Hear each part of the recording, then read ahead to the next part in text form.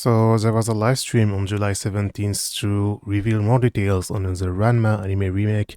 So they revealed a new trailer with the cast and the staff, with Mappa Studio doing the animation, and with a release date. The anime is going to start on October 5th, which is much faster than what I expected. So there's a lot of things to say here. So first off, the biggest thing is that they're keeping all of the seiyuu from the original anime adaptation from around 40 years ago, except those that sadly passed away. They're all coming back to voice the characters, which is a really great thing, because one of the reasons why the anime was so popular and became so big worldwide, at least in France and Japan, in South America and in Italy and in some other places in America as well, is that thanks to the Japanese cast. And Ranma is one of the very few series that I actually watch with the French dub, with the English dub, and with the Japanese dub. And obviously, the Japanese dub is the best, but I think the English dub wasn't that bad either, and the French dub was pretty good as well. So yeah, the original Japanese voices are one of the reasons why the series, the anime adaptation got so big. So it's very exciting that they kept all of the seiyuu. Sadly, some of the seiyuu did pass away since then, so they are not coming back. But all those seiyuu are still there, so they're still voicing the same characters. So you have of course, you have Ranma voiced by Yamaguchi Kappei, who is a veteran seiyuu, and he still has the same voice. And you have female Ranma voiced by Hayashibara Megumi, also still has the same voice. Like, these are all veteran seiyus that can, like, despite the years, they can still do the same voices as the characters they would do decades ago. Hayashibara Megumi, she's regularly voicing Aibara Ai in the Conan series.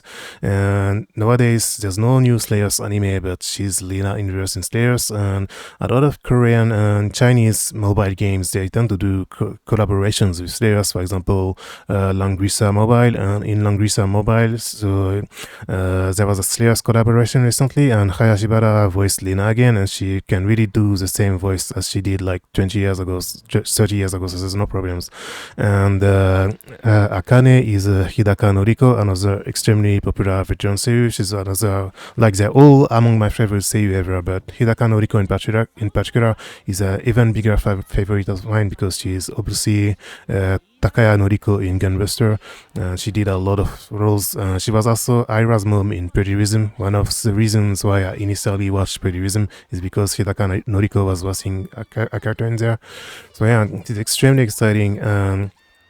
Like, if you look at the comments in the YouTube video, like, nearly all of the Japanese fans, they're extremely happy that the seiyuu are all coming back, because this is definitely one of the biggest reasons why the anime got so big.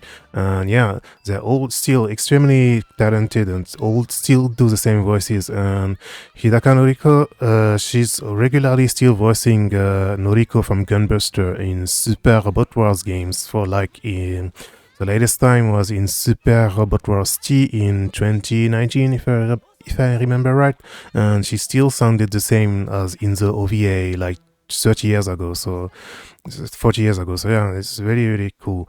And all of the seiyuu are coming back, and some of them already tweeted some stuff as well, like Yamaguchi Kappei tweeted this really cute illustration. You have Hayashibara Megumi, who tweeted a photo from her blog with her together with Yamaguchi Kappei and Hidaka Noriko. Kakuma Rei, who is voicing Shampoo, she posted a photo of a script. So yeah, they're all extremely happy, and the fans are extremely happy as well. So that was really the best move to do, to keep the original cast. So yeah, this is interesting, because this Ranma remake was officially announced after the Urusei Yatsura remake ended, but however, they're pretty different projects, because Urusei Yatsura was more like the kind of remake I'm not really a big fan of, because they changed all of the seiyuu, and it's like just what I was explaining on my Creamy Mami video a few days ago. Basically, I have a hard time getting hyped for anime remakes, because I think that compared to normal anime, they feel even more like ads and like products. So I haven't ever hard time getting hyped for anime remakes, but there are exceptions. Ranma is definitely one of these exceptions. So yeah, like I was explaining on my Creamy Mami and Pierrot Magical Girls series video, like, I usually don't care that much about anime remakes because like around 20 years ago there were already a lot of 80s anime I like. A lot of some of my favorite 80s animes already got remakes 20 years ago, like Captain Tsubasa, Hokuto no Ken, etc. And these are classics. Now it seems like every 20 years they're going to get a remake because Captain Tsubasa got a new remake like 3-4 years ago, which is still continuing. Hokuto no Ken got a remake announced last year and it didn't release yet. We're still waiting for more information regarding that. So yeah, however, Ranma never got a remake 20 years ago. There was a live action remake one shot in the late 2000s. I don't know if you've heard about it. Like, I should have prepared some images of it, but anyway, there was a quick live action one shot remake of Ranma around 15 years ago or something. But manga never got a new anime adaptation since the 80s, late 80s, since the first anime adaptation. So yeah. And Ranma is definitely one of my favorite series ever with Senseiya, Dragon Ball, City Hunter, Cat's Eyes, all the Hojo Tsukasa stuff, all the Akira Toriyama stuff, all the Hokuto no Ken, Pretty Rhythm as well, Garasu no Kamen, Attack Kayu toka, all these series are all among my many favorite series ever. So yeah, like I'm really excited for this and I hope I'll be able to watch it with my niece and my siblings. Maybe it would be great if I could make my niece watch the first anime adaptation as well. So yeah, they're saying that it's going to air on October 5th in Japan, which is pretty fast. And they announced Netflix release as well, but it's only in Japan for now. I don't think they said which simulcast, if it's going to be Crunchyroll or Netflix for the worldwide release. They didn't specify yet. And they didn't say how many episodes it's going to be yet either, as far as I know. So, like, I assumed it's going to be like two cours, like 26 episodes, and they're going to do some kind of like best of and adapt the best arcs from the manga, like for example, the ice skating arts, the rhythm gymnastics arts, etc. I guess they're going to do some kind of like best of maybe and adapt the most popular things, because they didn't say how many episodes it's going to be yet. Yeah, it's Mappa doing it. Obviously, Mappa has a lot of history, has a lot of baggage.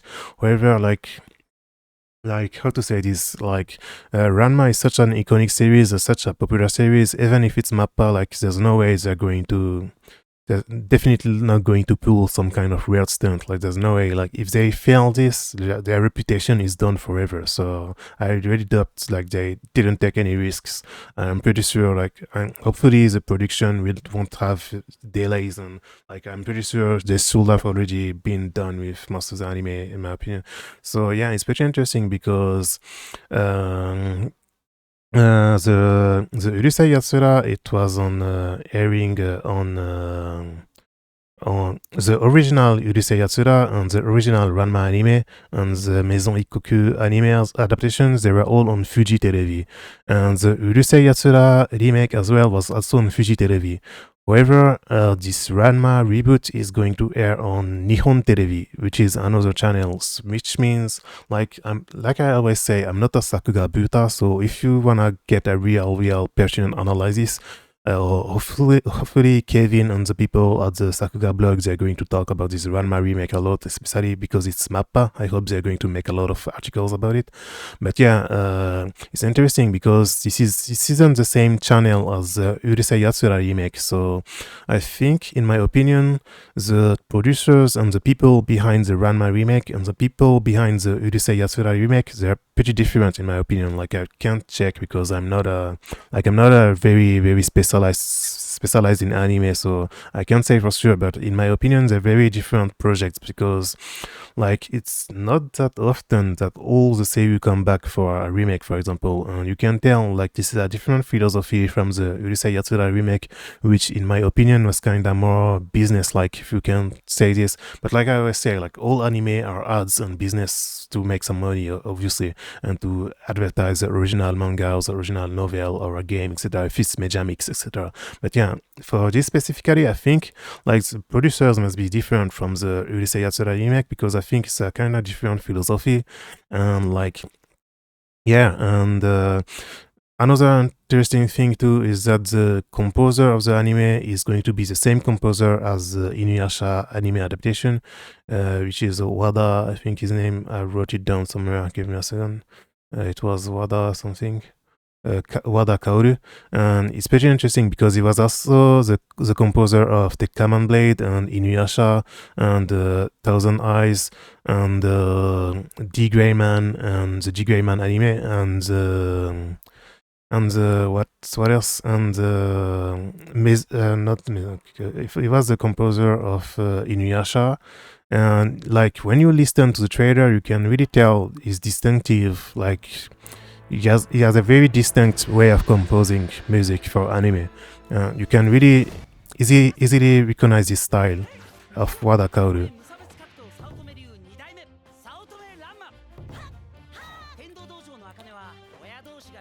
So I'm really excited for this remake. And another thing I wanted to point out, I guess, is that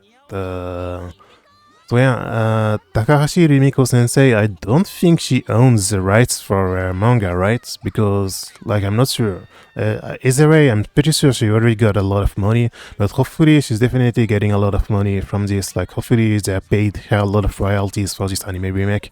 And I really hope she's getting a lot of money for this anime remake. And yeah, for example, I always remember how I think Hara Tetsuo, the illustrator of Hokuto no Ken, he left Shueisha in 2000s. He made his own company called Koamix with Horie, which was the editor and the co-author of the Hokuto no Ken manga with Bronson, and with Hojo Tsukasa, because Hojo Tsukasa and Hara Tetsuo, they are friends. So they, like 20 years ago, they made their own company and they left Shueisha and they bought the rights from their own series. So Hojo Tsukasa actually owns the rights for City Hunter, for Cat's Eyes, etc.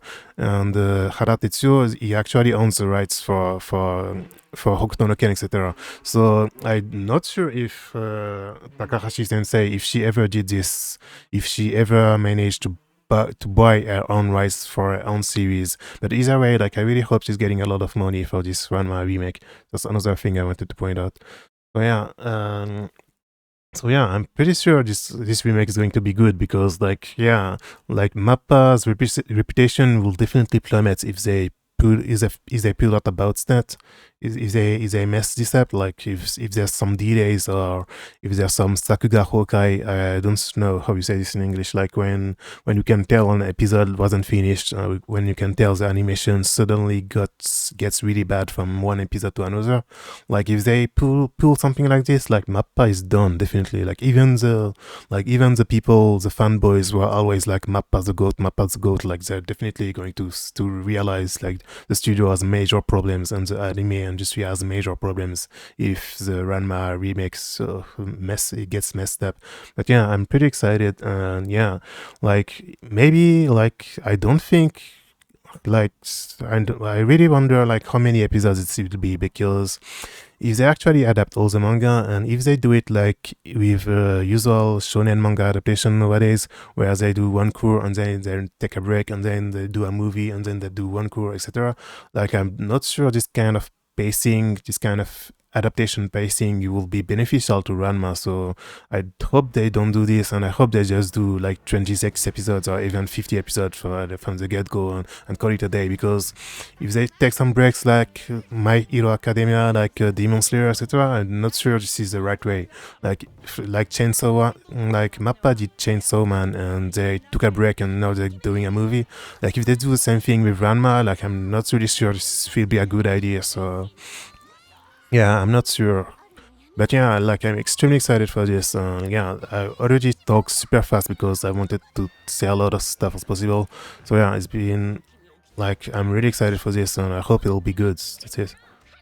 Oh yeah, so the last things I wanted to bring up as well is that regarding the music, and they announced that a singer called Arno is going to do the opening theme. To be honest, I don't know about her, but like it's pretty cool. Like I guess it's one of the few things this feels like a remake, because like I explained, like it's pretty rare for remakes to keep all of the seiyuu, because I forgot to mention this earlier, but for example, when you take a look at the Captain Tsubasa remake from 30 years ago that I'm always bringing up, Road to 2002, true, all the seiyuu were already different back then. And same for Sensei Hades, and same for Hokuto no Ken. The seiyuu are different, so it's very unusual for a remake like this to keep all the seiyuu. But yeah, for the music, for the composer, they're picking someone else, Wada Kaoru. One of the biggest appeals of the first Ranma adaptation was the music, and the background music was always incredible, be it the action scenes or the comedy scenes. So hopefully this will work as well. And yeah, this is the same person that did the Inuyasha OST, so this is probably work as well. Yeah, and regarding the music, like they didn't say the ending theme what it will be as, but I wouldn't be surprised if the ending theme is some kind of a throwback with the seiyuu of a remix of some of the original songs or something. Like, it's very possible they could do this. So yeah, that's the last thing I wanted to talk about, I think. Oh yeah, and one final point is regarding the character design. I don't think they credited a specific character designer yet, but however, like, it's extremely good. Like, the character design, the way the characters look, like it's it's definitely, it doesn't look old. So like, people, zoomers, and like, I don't like the word zoomers, but to do a quick abbreviation, that's the kind of people who only watch anime airing right now. I don't think they will think this looks bad or this looks old. So I think the character design is really well done as well. If you look at this key visual, they all look pretty nice as well. I think female Ranma, one very important thing about female Ranma is the eyelashes and the color, like I forgot how you call this in English, but the makeup on her eyelashes, and this is very important, and I'm pretty happy they're keeping this, and they put an emphasis on this on the trailer. So yeah, the character design is extremely good as well, so I'm pretty excited for this too. So that's the last point, I think. Oh yeah, and I guess one final point I wanted to bring up is, like, I don't think anyone actually watching my videos never heard about Ranma, but like, if you're wondering how much iconic and how much of a classic and how popular Ranma is in Japan and in France and around the world, like, Akai Mato, the main developer of King's Exit and Demon's Roots, which is an eroge RPG and a very popular one, like everyone, I think even RPG site made a really highly praised article review of Demon's Roots after the Steam English release of the game. So yeah, even like a developer like this is really into Ranma, so you can tell how much popular, how much iconic it is. Another thing I forgot to mention is, like, because it was airing in the late 80s in France, like, every people over 40 years old also knows about it as well. So it's one of the most popular series in France and in Italy, with Hokuto no Ken, Sensei, Dragon Ball, Sailor Moon, Creamy Mami, etc., this kind of stuff. So everyone is very excited about it. So yeah, you should definitely check it out, and if you can, try to read the manga as well and check out the original anime as well. And there's like tons of game adaptations as well. There was some really good ones on Super Famicom, on PC Engine, etc. There's some I want to play someday too. So yeah, you should check this all out, and maybe I'm going to try one day to make some actual video to talk about some of the games and some of my favorite characters and arcs in total. But overall, I pretty much like everyone in the series, so I'm really excited for it. So yeah, that's it.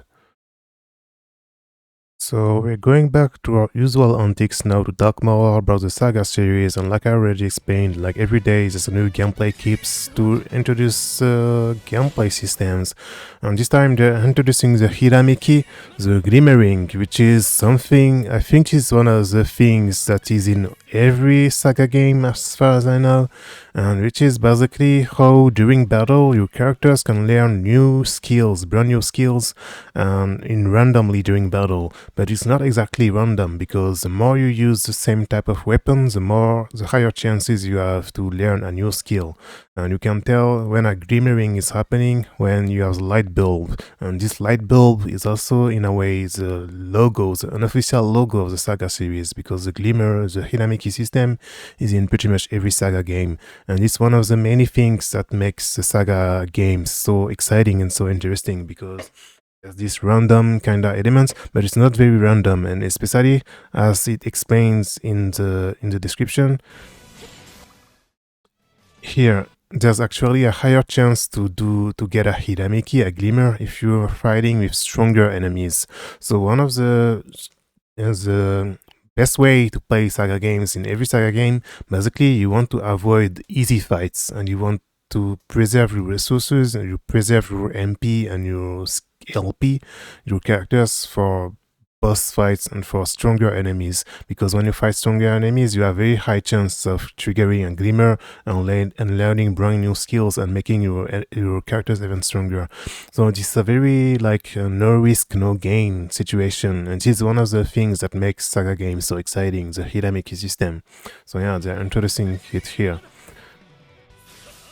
And yeah, so this is really cool, so I just want to talk about this. Next, you have another gameplay clip, this time introducing another one of the classes, characters in the game. This is the City Chief, and this is one of the characters you can recruit.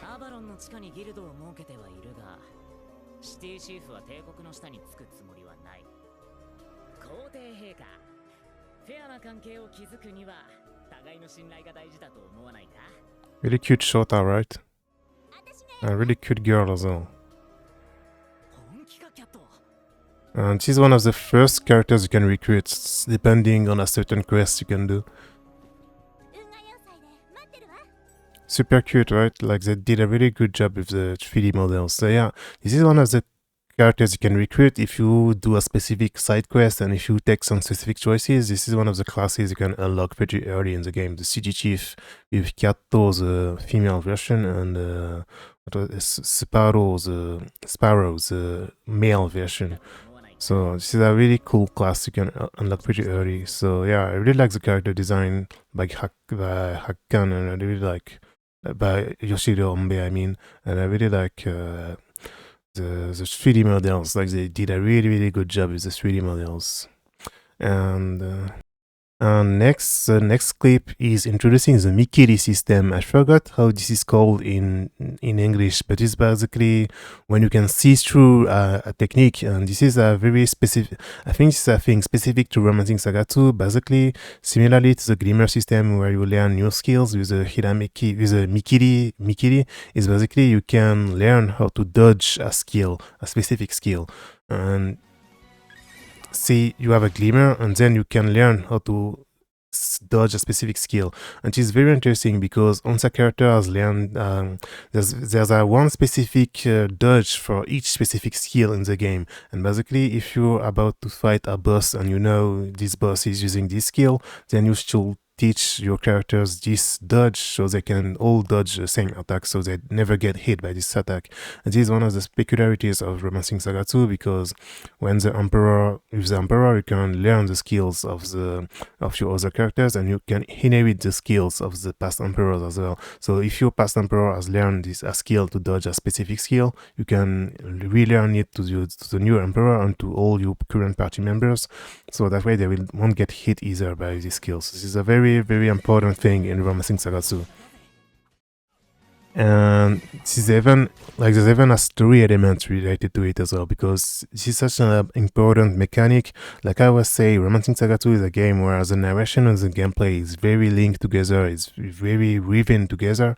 One of the first things about the story is there's basically a story element which teach you how the system works and how important it is. So yeah, it's a really cool system. And one thing I only played Romancing Saga 2 with the remaster around in 2019 or something. And one thing this system always reminded me of is of Saint Seiya, and how in Saint Seiya the saints, the bronze saints, the gold saints, they always say how a real saint never get hit by the same attack twice. And this is pretty funny because this is a rule in the world of Saint Seiya. This is often banned, and sometimes it's true, sometimes it's not really true. But yeah, one of the reasons, one of the bronze saints, like Ikki, they can often rival with even the gold saints, is because they already saw the technique once and they managed to evade it. But yeah, it depends. Like if the difference in skill is too big, like a lot of bronze sense, like even if they get hit multiple times by a technique from a gold sense, they can't evade it. But yeah, it's one of the rules in Sensei. Like on CCA technique, you never get hit twice with it. So just always remind me of this. So it's very funny. It's a really funny system. Like I wonder like maybe it's actually inspired by Sensei. I don't know. Probably not, but like maybe some of the developers, like Kawazu and the other developers of the original game, maybe they were Sensei fans and they got the idea from this. Like maybe I don't know. And yeah, and speaking of the developers, Square Enix on YouTube, they revealed a brand new episode of Inside Square Enix, which is very long videos where they interview their developers to talk about their games in detail. And this episode is about the battle system in the Saga series, so this is extremely interesting. Sadly, there's no English subs, but this depends. Some of the episodes have English subs, like this one, for example. I think some of the Final Fantasy VII episodes, the Chrono Cross episode, yeah, all the FF7 episodes, the FF14 episodes, they have English subs. So maybe, hopefully, one day, maybe this video will get official English subs as well. But like, even if it doesn't get English subs, I think I'm going to try to make a summary of it, like maybe in a few weeks or maybe a few months, inshallah, because like it's 1 hour long, so I'm not sure when I will have the time to watch everything. But yeah, there should probably, hopefully they will do some English subtitles at some point. And usually these kind of videos, like the evolution of this series, evolution of the battle system, etc. I'm not a big fan of these kind of videos because a lot of YouTubers who do this kind of content, basically they just copy what they saw on the internet, on the Cutting Floor wiki, or on GameFAQs, or that kind of stuff, and they didn't really play the games themselves, or they're not very specialists, or there might be some errors or some mistranslations of interviews, etc. So it's really exciting when you have actual official videos like this from the actual developers getting interviewed and talking directly about what they wanted to do with the game like 40 years ago and stuff. So it is a very, very exciting video that I hope I will have the time to watch it soon and maybe write some summary of it. Yeah, it's 1 hour long and sadly there's no English subtitles, like, so it's only for the Japanese fans for now, but hopefully they might add some English subtitles at some point, hopefully. But yeah, I just want to talk about this really exciting video. I need to watch it myself. And this is the final system they talked about Romancing Saga today. So another clip showing the Renkei system, the cooperation, like the sync attack or cooperation, depends how it's going to be translated in English. But in Japanese, it's a Renkei, basically the cooperation between the party members. And this is one of the brand new systems in the remake. Basically, when an enemy gets hit by a weakness, like each enemy, like I explained before, each enemy has weaknesses, right? And when an enemy gets hit by their weaknesses, the overdrive gauge gets healed. See? The overdrive gauge gets filled, and when the overdrive gauge is full, you can use a powerful Renkei attack, which is an attack with several characters, and it deals a lot of damage. So this is one of the brand new systems in the remake.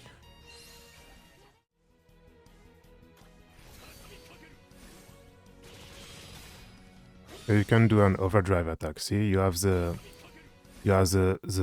fist fighter first, is attacking first, and then you have the swordman attacking later. See, so it's a Renkei attack with 2 chains. So yeah, this is one of the brand new systems in the remake. So this will make the battles even more exciting and even more interesting with even more strategy, because you need to prioritize hitting the weak points of the enemies in order to fill up the overdrive gauge. So yeah, this is a really cool looking system. Hopefully, like, there's definitely some other brand new features in this remake, so I'm really looking forward to it. So that's it for Romancing Saga 2 remake for today. So coming up next, I wanted to talk more about Renatis. They published on Twitter a list of the changes they're making to the final game when compared to the demo. and it's quite a pretty big list with a lot of improvements. And I didn't translate everything because it's a lot of jargon. So if you are not familiar with the game systems of the game, you won't really understand everything. And by the way, if you wanna learn more about the game, you should check out the translation of the first live stream I did on my blog, translating everything about the setting, about the characters, and all the comments from the seiyuu and from the producer and director Isobe Takumi. So if you're interested, you should check out my blog about that. But yeah, they published a list of the changes, and I didn't translate everything. And like I need to check some of the kanji with OCR, but basically this says that they fix the slowdowns when switching areas. This is something that they mentioned beforehand. And they changed some things about the lock-on system and the UI to make it better. They made some things easier to see. This is a it also changed. This is something I explained in the article here. In you have the hooded mode in the game, which is when you can't use your magic, but you can dodge attacks easily. So there's two systems in Renatis. When you wear your hoodie, you can dodge attacks and slow down attacks to dodge them. And when you remove your hoodie, you can use your full magic powers, but you cannot slow down attacks to dodge them easily. So they explained that they change the timing for the dodging so it's easier, and they changed some things like the result screen, because whenever you clear a battle, there's a result screen. They made it so it's faster, because the transition between the result screen and the battles was a bit slow. They made it faster, and they also changed the way you are evaluated. And they also added like this 3 pages. Let me mention like this first page here. Oh, they also added a retry button when you get a game over, so you don't need to load a save. You can immediately retry a battle if you lost. So yeah, they changed some of how the map works. They added some shortcuts so you can teleport directly to some certain places. They changed some of the UI, etc., some of the status when you eat things to recover health, etc. They changed also some of the rewards in the side quest, because there's also a MADI system. Because there's a stress system and a MADI system, you gotta be careful to not you gotta reduce them at all times. Your character's malice and your character's stress. These some things in the game's jargon. And I wrote some things down. So they also made where is it?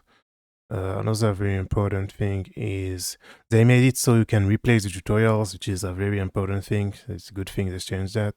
They changed the font size as well, so they made it bigger. You see, that's a really good thing, because one of the major problems of a lot of games ever since the HD era is that a lot of games, the text is way too small and the UI are way too small, so they changed the size of the text of subtitles so it's bigger. And they made it so you can rebind more keys, more buttons, and they added a lot of things. So yeah, this is pretty cool, because director Isobe P, producer, was talking on Twitter a lot about how they read all the feedback people have been saying about the demo. So they are making all these changes for the final game. This is a very good thing.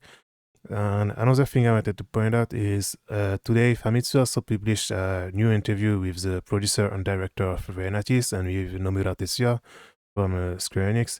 And obviously, Renatis' producer is a huge fan of Nomura, and he really likes Kingdom Hearts and Final Fantasy and Square Enix and The World Ends With You, etc. So it's a very interesting interview. Sadly, I didn't really have the time to read it yet.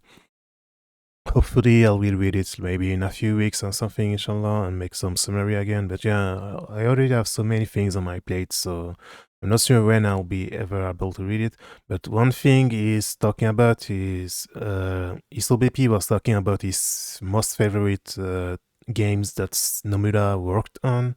It's funny because later on Twitter, it was this tweet. Yeah, so in the interview, he most notably mentioned Final Mix, Kingdom Hearts 2 Final Mix, Kingdom Hearts three half 2 days and Advent Children. And on Twitter, he said, "Yeah, that's true, but pretty much like everything Nomura-san worked on." He was talking about, for example, he really likes in Kingdom Hearts 2, the way you go back to the worlds a second time and there's an additional scenario with the main story each time. How is the scenario and the music in Days on DS was really good, and how he really likes Advanced Children, and how he really likes Tifa as well. And he also mentioned he really likes Suba Sekai, because the original version of Subarashiki Kono Sekai, the world and review, the original version on Nintendo DS, it's his favorite version. Yeah, it's pretty funny he mentioned this on Twitter. And there's also another tweet to advertise the interview. So yeah, I'm not sure when I will have the time to read this, but maybe I will do a big summary when I can, hopefully sometime soon. So yeah, if you wanna learn more about Renatis, be sure to read my big article translating the first live stream of the game, where I explained a lot of stuff about the characters, about the gameplay, about the setting, etc. So it's really really interesting. So yeah, I hope you will check this out.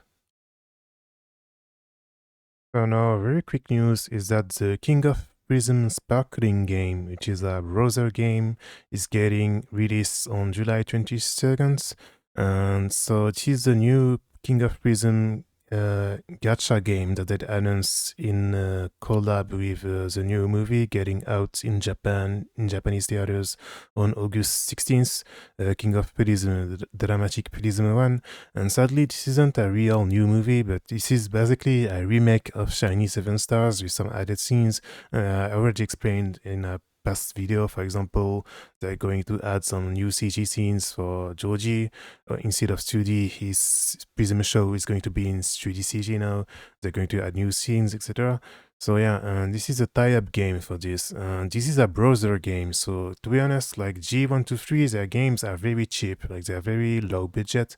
So sadly, this is a very low budget thing, and like they're aiming to get more revenue to make maybe another movie to keep the story going. Because sadly, like besides a few new scenes in Dramatic Prism 1, like we're not going to see a conclusion to the saga. So hopefully, like it's very difficult because obviously if you wanna, like I want the series to keep going. So maybe I might, I'm gonna play this.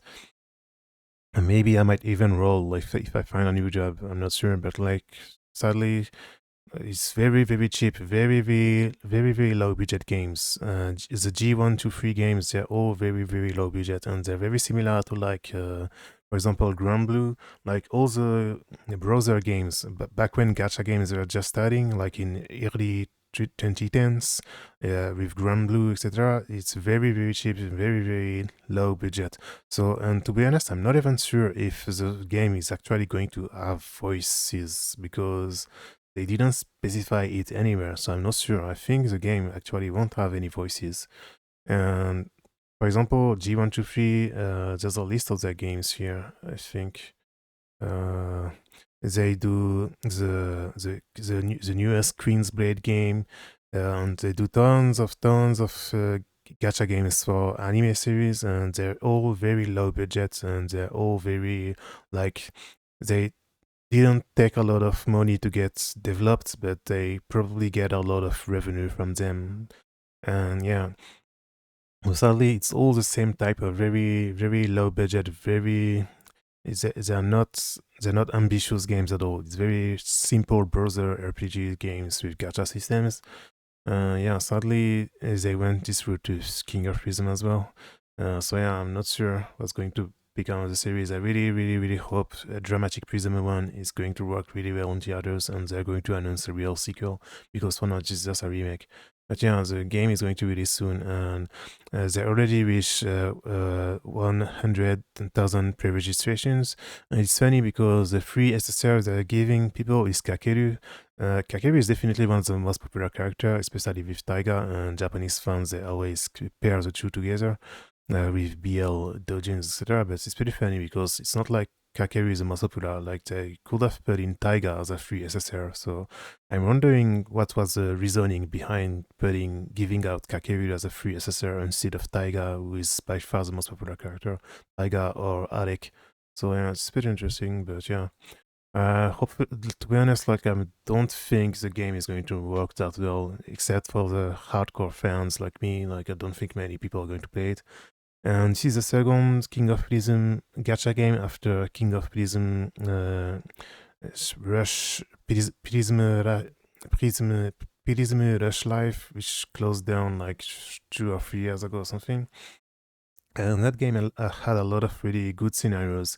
And the scenarios were kinda compiled in a art book they released with all the cards illustrations. So yeah, I'm not sure how this game will go, but we'll see. That's just a quick news talk about it because I'm a huge fan of the Pretty series, obviously. And King of Prism, I always say it in case you don't know, King of Prism is a direct sequel to Pretty Prism Rainbow Life, which was the third season of Pretty Prism. And Pretty Prism was the prequel series to Puripara and to Kirato Puri-chan and to Watcha Purimaji. And now the latest ongoing anime is Himitsu no Aipuri. So yeah, Pretty series, it's one of my favorite things ever. And Pretty Prism and King of Prism are my favorite things ever of the last decade. So I really hope the Dramatic Prism 1 movie is going to work and we're going to get an actual sequel soon.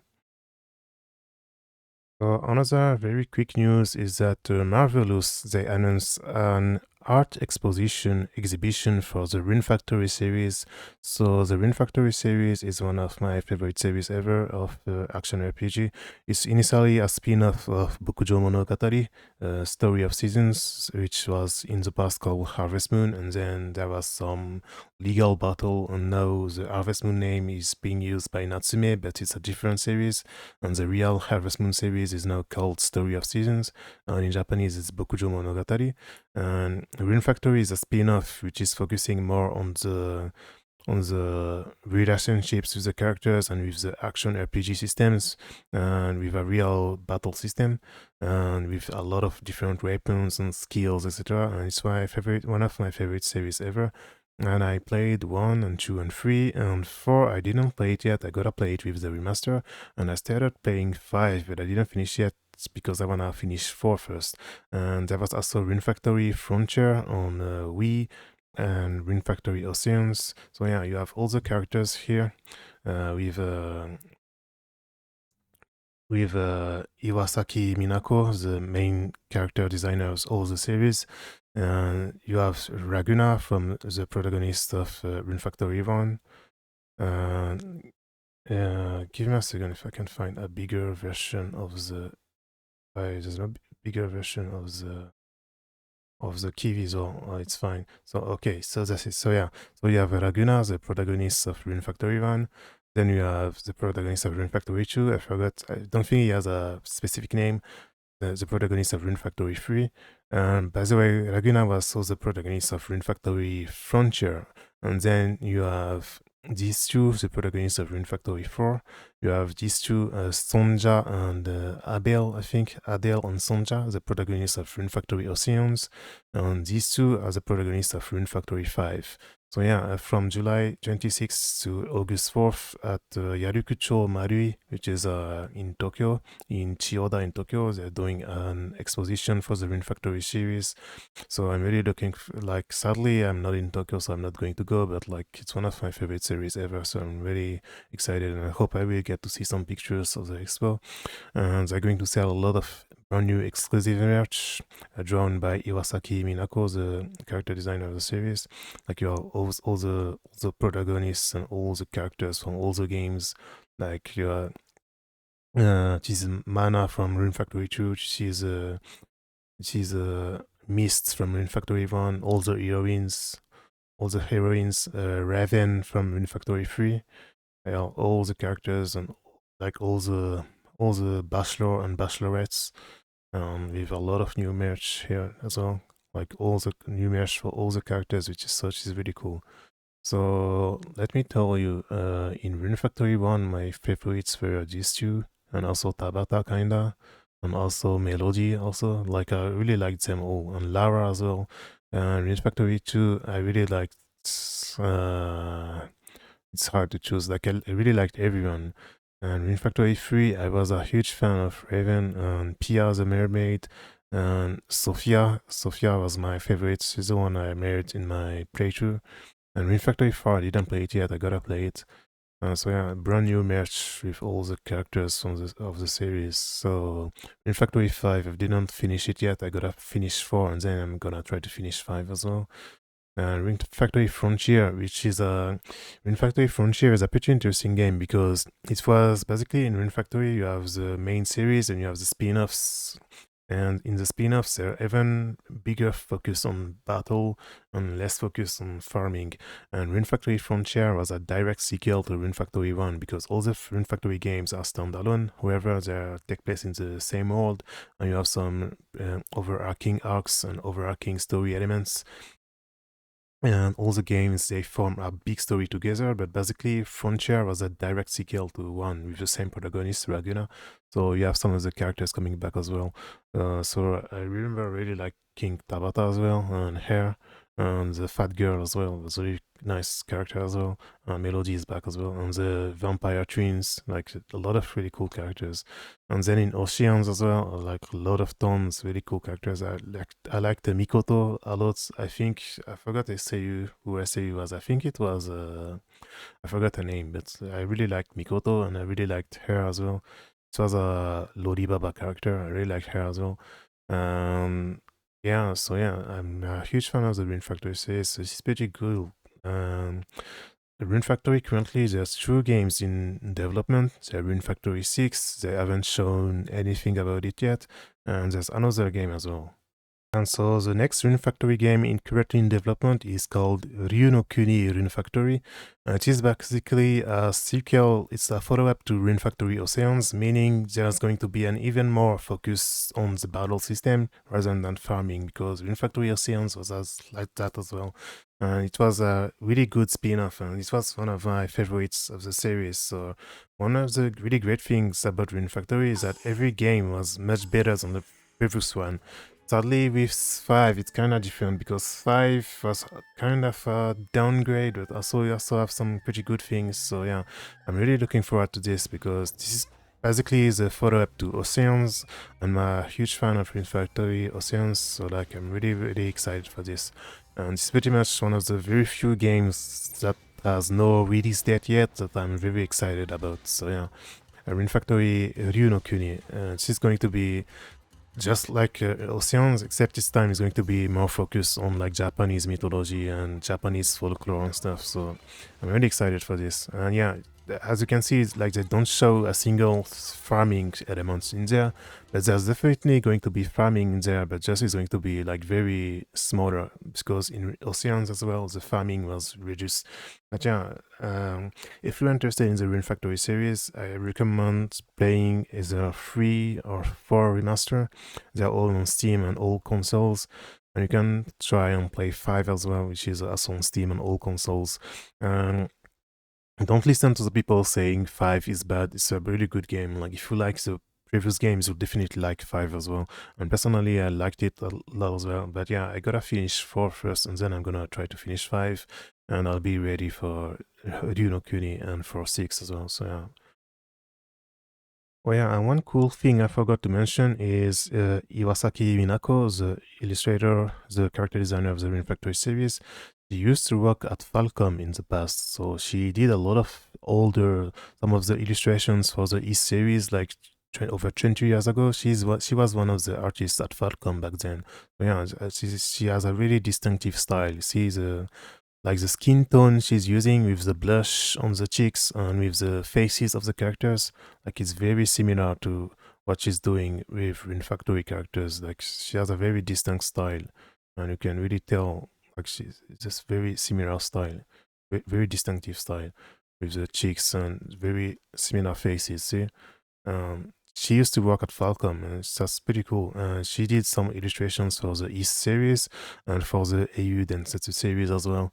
Before it started, before the Kiseki series, before the Trails series was started, she was doing some of the illustrations as well for the AU Densetsu series. So yeah, that's really nice. one thing I wanted to point out about the character designer of Rune Factory. Another quick news is that the Emio teaser that Nintendo teased a few days ago, it turned out to be a brand new game in the Famicom Detective Club series, and it's not a remake compared to the just like the games that were released like 2 years ago. It's a brand new entry in the Famicom Detective Club series. So that's pretty cool, and it's going to release like on August 20th, so it is pretty soon. And yeah, so it's a brand new games and it's very similar to the remakes. So yeah, I haven't played the remakes yet, so I gotta play the remakes first and then try this. Yeah, it's really exciting news. Yeah, this is the kind of ADV, like it's one of the earliest ADV games that really set some of the staples of the genre. So I'm really excited for this. And interestingly, the pre-orders have started. To the official site as well. And interestingly, they announced that the game is going to be translated in several languages, including in French. And this is kind of sad because the remakes, they weren't translated in French. They did release in French, obviously, but they were only translated in English. So it's a kind of shame they didn't translate the remakes first before releasing this, because obviously like they kind of missed a shot, because no, this is a brand new game and this is cool, but like people like this is a super niche series outside Japan. Like everyone knows about this in Japan, but like outside Japan, this is a very niche series, and visual novels are very niche in Japan and outside Japan as well. So sadly, like they should have tried to make the series more popular by translating the remakes first. So yeah, this is going to be in French. So if you want a physical copy and if you want to pre-order the special the physical copy, you can do it because it will have all the languages included anyway. But yeah, this is one of the series I need to get into one day. So this is a really cool news. So yeah, just had to talk about this quickly. So another very quick news is that Riviera, the Promised Land, Yakusoku no Chi Riviera is finally out in English on Steam. And this is one of my really good RPG. I really like it. It was initially a WonderSwan color RPG by Sting, and then it got released on Game Boy Advance, and this is the version I played like over 20 years ago. And then it was released on PSP with voice acting, and this was a kind of remaster on PSP with voice acting. And then like around a few months ago, Sting, they released a remaster in Japan, and now it's out in English. And it's also important to note that they also announced a remake, a brand new remake of Riviera is also in development, and they're going to show more details at some point. But yeah, it is a really good turn-based RPG. Like I really like it. It also has some dating sim elements with some really cute girls. This was one of my favorite RPGs on GBA over 20 years ago, and I actually never finished it. So I'm gonna try to finish this one day. One interesting thing is this is also part of the Department Heaven series by Sting, which also contains Yagdara Union and Blaze Union and some other games. I think they're on Steam too, like Yagdara Union. And I think Blaze Union was also got a remaster or something. But yeah, Blaze Union and Yagdara Union, and there was something else as well, I forgot. But yeah, this is all part of the same world, basically. So they're making a remake for Riviera, so they're continuing the series now, so this is pretty cool. And the other day on July 12th, it was actually the 22nd anniversary of the WonderSwan version of Riviera, Yakusoku no Chi Riviera. So the first release of the game was 22 years ago. So yeah, it's pretty funny because a lot of people don't know that it was initially a WonderSwan game before being a Game Boy Advance game, because most of the people played the Game Boy Advance version or the PSP version. And for the occasion, the character designer of the game, Tobe Sunaho, she's one of my favorite character designers. She has a really distinct style, and she often does characters with bandages and stuff. And basically, she did a remake of an illustration she did 22 years ago.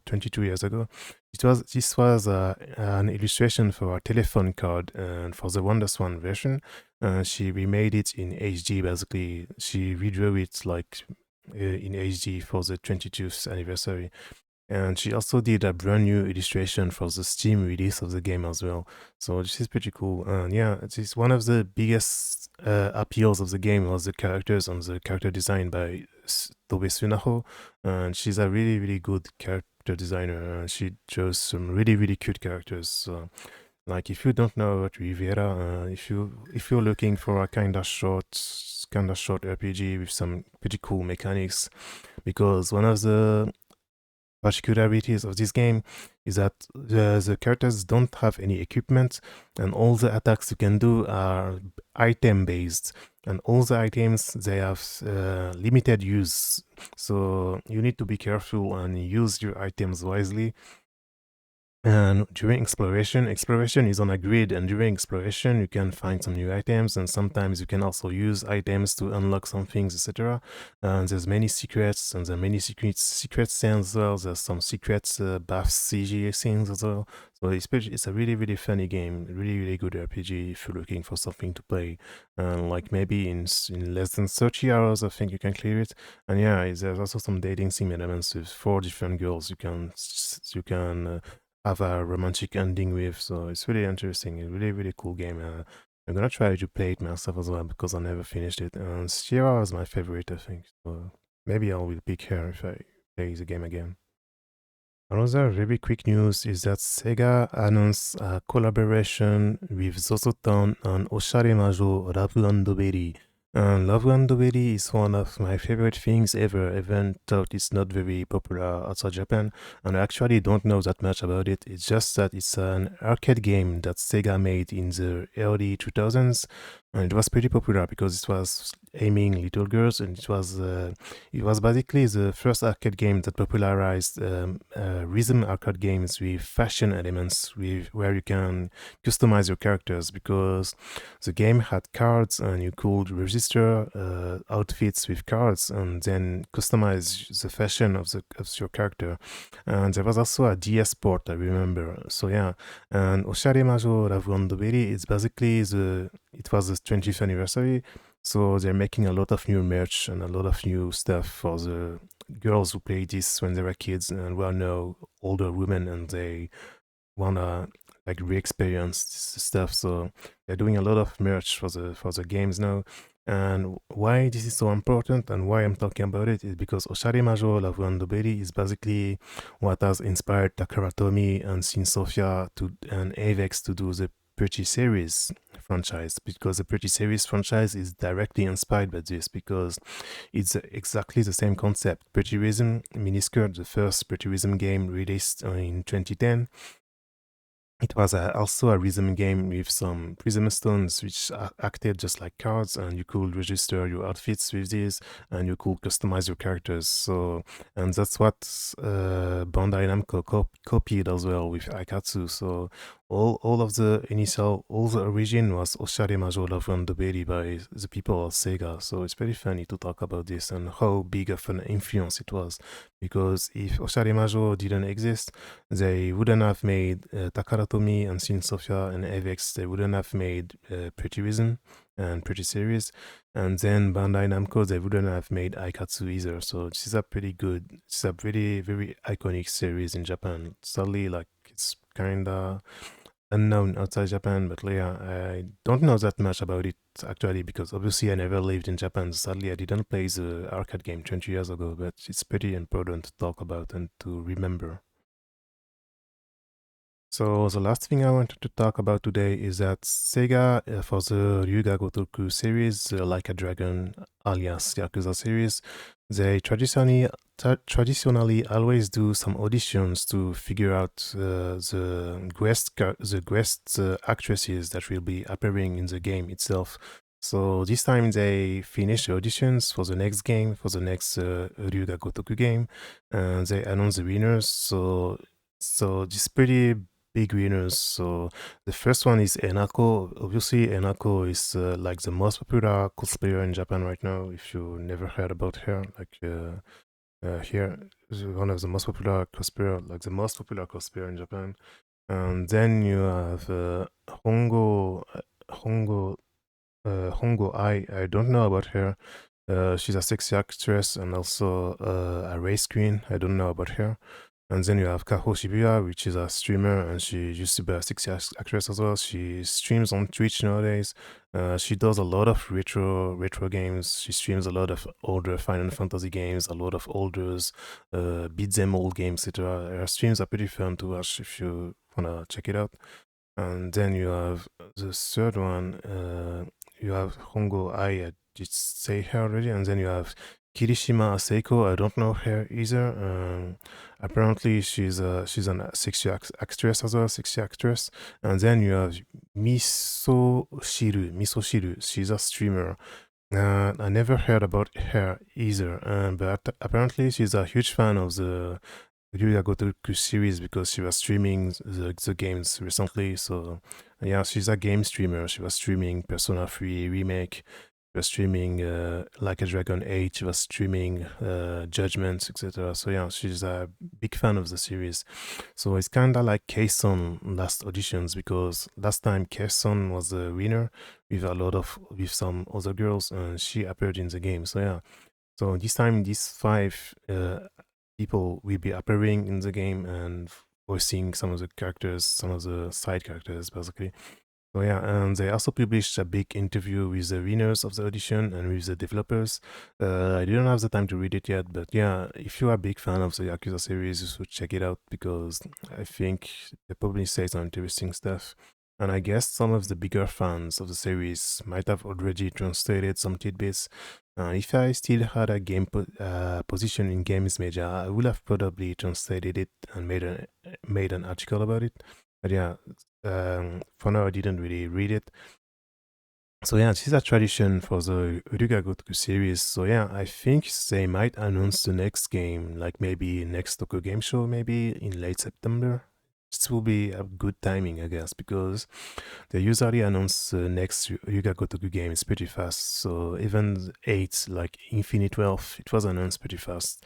Like even if it wasn't officially announced, they said pretty fast that they were working on a new game. So I guess maybe at Tokyo Game Show they're going to do some kind of big reveal with the actual title reveal on our first trailer. Yeah, that's it for today, I guess. So yeah, thanks for watching and remember to check out my blog. Remember to like and subscribe and thanks for watching. Bye bye.